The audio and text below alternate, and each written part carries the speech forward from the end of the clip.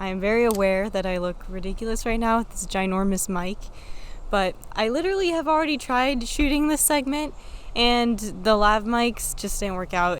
Time for me to kind of regroup, prove this is what I want to do. It did not work at all. So here we are with this beautiful setup. A couple months ago I made a video where I analyzed how Matt D'Avella's videos are impossible to recreate. And after I made that video, a couple people recommended that I should make a video on this guy called Nathaniel Drew. And initially after watching some of his videos for the first time, my first thoughts were, I don't know if I can make a video on him because he seems a little bit too similar to Matt D'Avella and I just did that. So I kind of just scrapped the idea. But a couple weeks ago, I was scrolling on YouTube and I clicked on this video called, what is it called? Hold on. For people feeling behind in life. I love how I had to check that. It got me thinking more about his style and how it's so simple and very different from Matt D'Avella in so many ways that I hadn't really thought about before. Before I keep going, I just want to put a disclaimer, this is not going to be a comparison video between Nathaniel Drew and Matt D'Avella. I appreciate how well thought out and put together Nathaniel Drew's videos are, but in a landscape like YouTube that is so fast-paced and it's always like we need the bigger and better thing that is supposed to do well on this platform, why is it that someone who is a little bit more like laid back and calm in their videos able to capture such a wide audience and connect with so many people? I'm gonna get into it a little bit later in this video, but before I can go any further, I need to try it out myself because that's what this series is all about. If you're new to my channel, I have a series called Playing with Fire where I get inspired by something another creator has done and I try and recreate it with my own twist so that I can learn something new when it comes to filmmaking and making videos. And today's episode is going to be on Nathaniel Drew.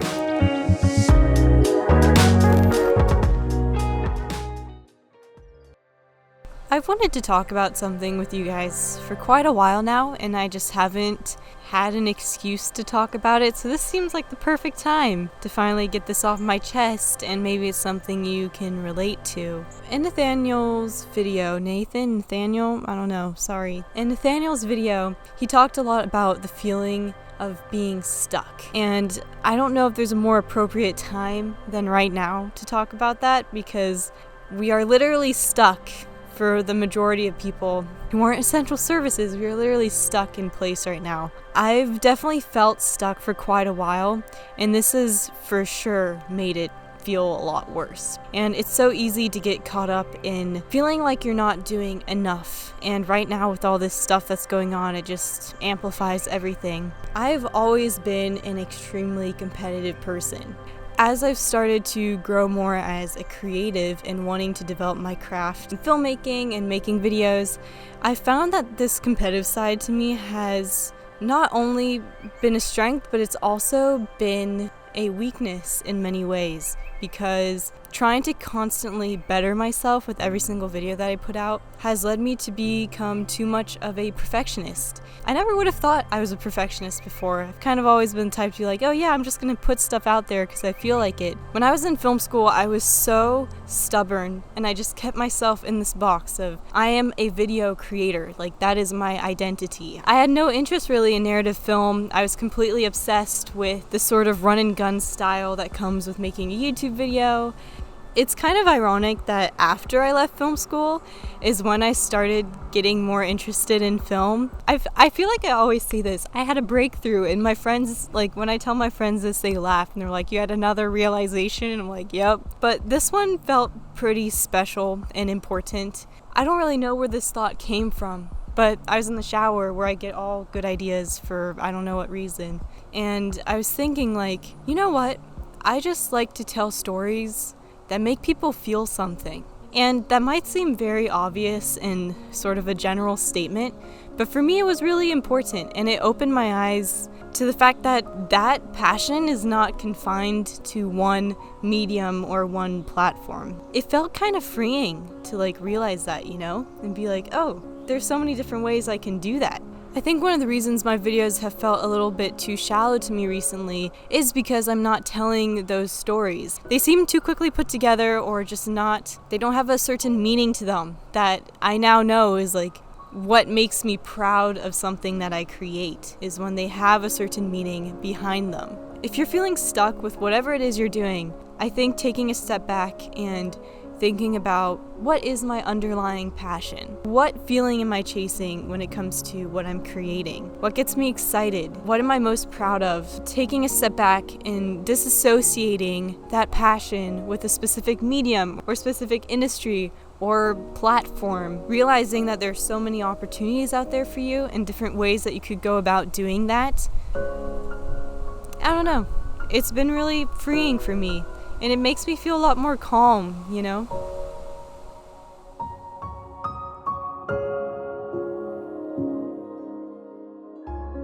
Before I even got started with the forest segment, I made a list of general topics I wanted to make sure I touched on, just so that I wasn't going in completely random. The other day when I tried for the first time in the forest with the faulty lav mic, it was very scattered, so this time I decided to make a list so that I wouldn't be as confused. When I was choosing the music, it was kind of like a little bit more dramatic sounding in the background, with which I'm not personally used to using. I went into the classical section on Epidemic Sound for the first time ever. I don't know, that was interesting for me because I was listening to find music that would like fit the tone of what I was talking about. So if I was kind of like explaining something, it was building in the background, and there's a couple drops where the music just stops abruptly. Normally when I put music in my videos, I just choose like whatever I think sounds fun. Like I don't really think about the mood of whatever I'm talking about. I don't know, that sounds bad. I definitely should pay more attention to that going forwards, and I definitely will. Now, I think most of the b-roll that is in Nathaniel Drew's videos are his own b-roll that he has shot himself, but I'm currently in quarantine,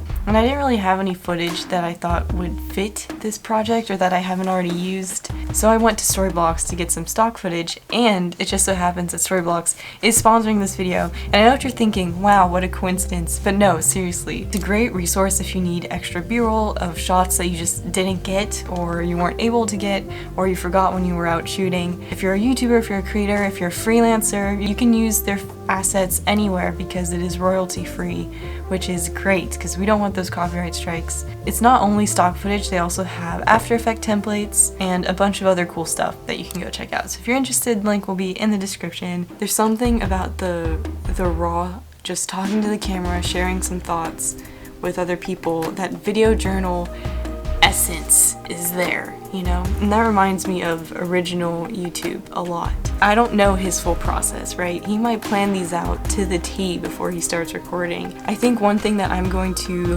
do more of going forwards is being more like open and vulnerable with my thoughts and stuff, and trying to integrate that more into my everyday video or into all my videos. Okay, I think that's it from me. I hope you guys liked this video. If you did, make sure you give it a big thumbs up, leave a comment below. Let me know what your thoughts are about this process and about Nathaniel Drew's videos, the rise of the video journal niche, I guess, or style coming back.